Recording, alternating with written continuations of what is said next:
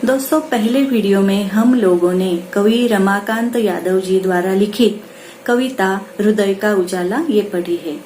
उसी कविता पर आधारित एक प्रश्न दिया गया है जो कि पन्ना नंबर 2 पर है। तो देखिए, ये जो प्रश्न दिया है कि दीन दुखियों का दुख दूर करना चाहिए, इस विषय पर अपने विचार संक्षेप में लिखिए। तो ये प्रश्न कल्पना पल्लवन पर आधारित है। ये प्रश्न और इसके जैसे प्रश्न हल करते समय आपको कौन कौन सी बातों का ध्यान रखना है, ये प्रश्न आपको कैसे लिखने हैं, ये सारी बातें आज के इस वीडियो में मैं आपको बताने जा रही हूँ। आप लोग इस वीडियो को ध्यान से देखिए, सुनिए और 2 बार अगर आप इसे देखेंगे तो आपकी अच्छे से समझ में आ जाएगा। तो पहले हमें ये जान लेना आवश्यक है कि कल्पना पल्लवन किसे कहते हैं। पल्लव शब्द का ही एक रूप है पल्लवन। पल्लवन यह शब्द पल्लव शब्द से बना हुआ है। इसका अर्थ है नया और कोमल पत्ता या कोंपला। पल्लवन का अर्थ और भी है विस्तार करना, विकास करना, बढ़ाना या विस्तृत करना इत्यादि। अर्थात पल्लवन का अर्थ होता है भाव विस्तार करना, या फिर मराठी में हम उसे कहते हैं कल्पना विस्तार करना।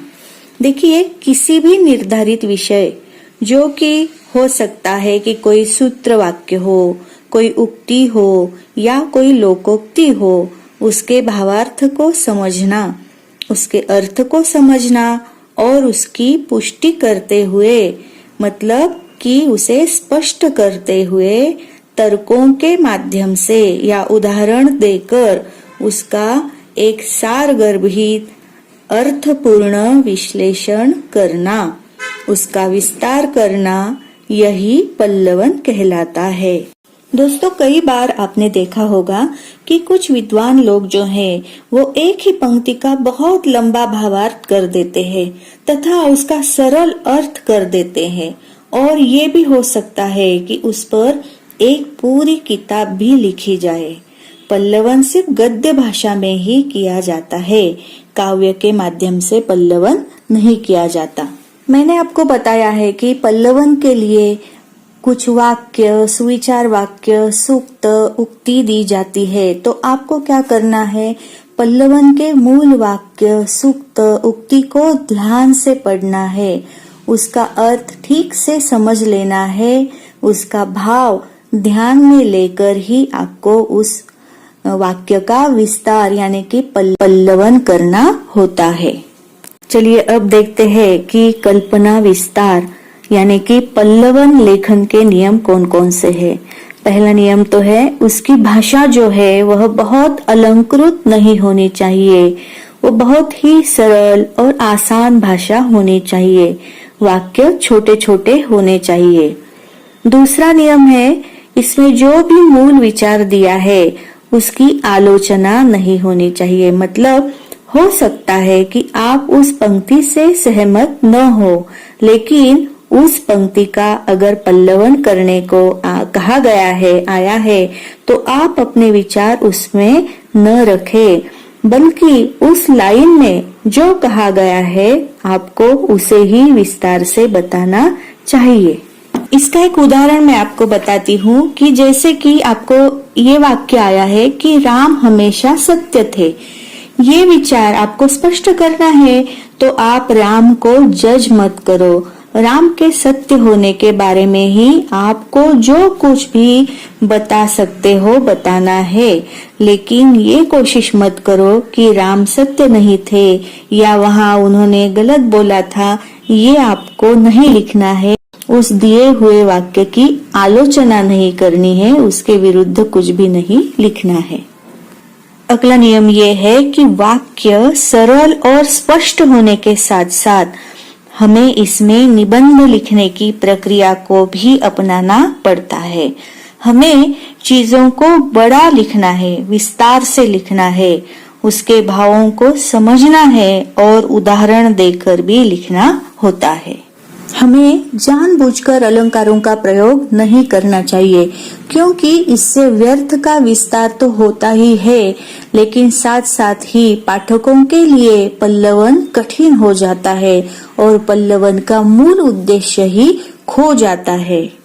पल्लवन लिखते समय पल्लवन में उत्तम और मध्यम पुरुष के स्थान पर अन्य पुरुष का प्रयोग किया जाता है। अन्य पुरुष का मतलब होता है कि बोलने वाला और सुनने वाला जिस किसी के बारे में बात करता है उसे अन्य पुरुष कहा जाता है। अन्य पुरुष शैली का प्रयोग करने से पल्लवन में सरलता, सहजता और प्रवाहमयता का गुण आ जाता है। पल्लवन करते समय आकार और शब्द सीमा का ध्यान रखना चाहिए। यह सही है कि पल्लवन में हमें दी गई लोकोक्ति, सूत्र, वाक्य आदि का विस्तार करते हैं, लेकिन यह विस्तार अनावश्यक नहीं होना चाहिए। पल्लवन के आकार का कोई निश्चित नियम तो नहीं है, पर इसे 150 से 250 शब्दों के बीच अच्छा माना जाता है। यदि आवश्यक हो तो एक के बाद दूसरे अनुच्छेद का भी प्रयोग किया जा सकता है। देखिए, पल्लवन का आरंभ और अंत विशेष रूप से प्रभावशाली होना आवश्यक है, लेकिन इसका अर्थ ये नहीं है कि पल्लवन में मध्य का भाग महत्वपूर्ण नहीं है। मध्य के भाग में दिए गए उदाहरण ही मूल भाव और सहायक भावों को स्पष्टता प्रदान करते हैं, लेकिन हमें पल्लवन का आरंभ अलग से करना चाहिए और अंत भी विशेष रूप से प्रभावशाली करना पड़ता है। पल्लवन का एक उदाहरण यहाँ पर फलक पर लिखा है, देखिए वो पढ़ते हैं हम लोग। बिना दुख के सुख निस्सार। इसका पल्लवन देखिए क्या लिखा है। मनुष्य के जीवन में दुख और सुख दोनों का स्थान है। कभी वह सुख भोगता है तो कभी उसे दुख झेलना पड़ता है। यद्यपि कोई व्यक्ति अपने जीवन में दुख नहीं चाहता, सदा सुख ही चाहता है, तथापि दुख की भी जीवन में उपयोगिता है। जब दुख के बाद सुख आता है, तब ही मनुष्य सुख का वास्तविक मूल्य समझता है।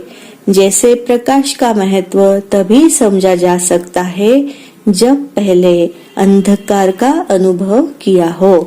तो ये जो उक्ति दी है यहाँ पर, बिना दुख के सुख निस्सार, इसका मतलब है कि हमें दुख भोगे बिना सुख का महत्व पता नहीं चलता है। ये यहाँ पर स्पष्ट किया हुआ है। कल्पना पल्लवन का और एक उदाहरण देखते हैं। देखिए, चरित्र निर्माण में सत्संगति आवश्यक होती है। इस विषय पर आप अपने विचार लिखिए। देखिए, इस पर विचार कैसे लिखे गए हैं। बच्चा जब जन्म लेता है तो उसका पहला संपर्क माँ से होता है। धीरे धीरे माँ उसे मुस्कुराना तथा इशारों पर प्रतिक्रिया करना सिखा देती है। बड़ा होने पर वह विद्यालय में पहुंचता है तो अध्यापकों से वह पढ़ने के अलावा अपनी बात अच्छी तरह प्रस्तुत करना तथा लोगों से मेलजोल करने का तरीका आदि सीखता है। और बड़ा होने पर कॉलेज और महाविद्यालय में पहुंचकर उसे विभिन्न विषयों में प्रवीण अध्यापकों तथा लेक्चररों से अपने विषय के अलावा बड़े लोगों के साथ व्यवहार बर्ताव करना सीखने को मिलता है। इन सब से बच्चे के चरित्र का निर्माण होता है। जैसी जिसको संगति मिलती है वैसा उसके चरित्र का निर्माण होता है। विद्वान और सज्जन व्यक्ति की संगति करने वाले लोग अक्सर सुशील और संस्कारी बनते हैं। अच्छी बुद्धि और अच्छे संस्कार वाले व्यक्ति के साथ रहने पर लोगों को अपने आप अनेक अच्छी बातें सीखने को मिल जाती है। ये बातें, सारी बातें व्यक्ति के चरित्र निर्माण में बहुत ही सहायक होती है।